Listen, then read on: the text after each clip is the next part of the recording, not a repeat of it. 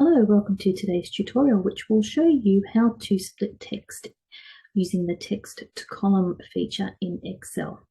Before I begin, could I please ask you to consider subscribing to the channel? It'll help us to continue to bring you short and to the point tutorials such as this. Let's get started. All right, as you'll see, we've got text here in one column, which makes it hard for us to sort and do reporting on because it's all grouped together. Now, to save you time, you wouldn't want to be now typing this into each column by hand, as that would take quite a long time because more than likely you've got more than what we've got here to work with. So what you need to use is the text to column feature in Excel. I'll show you how to do that. Highlight your text that you need to convert. You'll notice some here have commas, the rest have spaces, etc.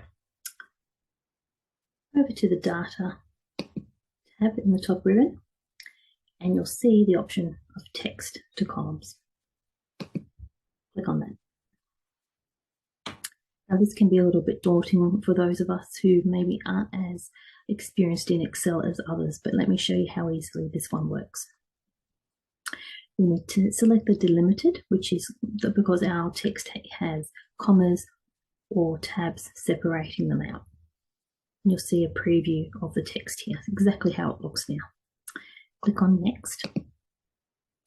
Now, we have things such as spaces between our text, and we also have commas, so you can actually pick multiple options.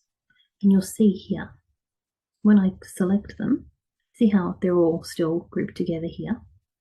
If we select comma, you'll see the ones with commas have spaced into two columns, and the rest with spaces, and they've gone into two columns. Can you see how they've split there? That's looking good. So you know you're on the right track there. It's looking exactly how you want it. Click on Next. It's then going to ask you about where you want that text to go. So click in that box there, come over to your spreadsheet, click on the first name column. So make sure you've got these set up ready to go before you start trying to split them.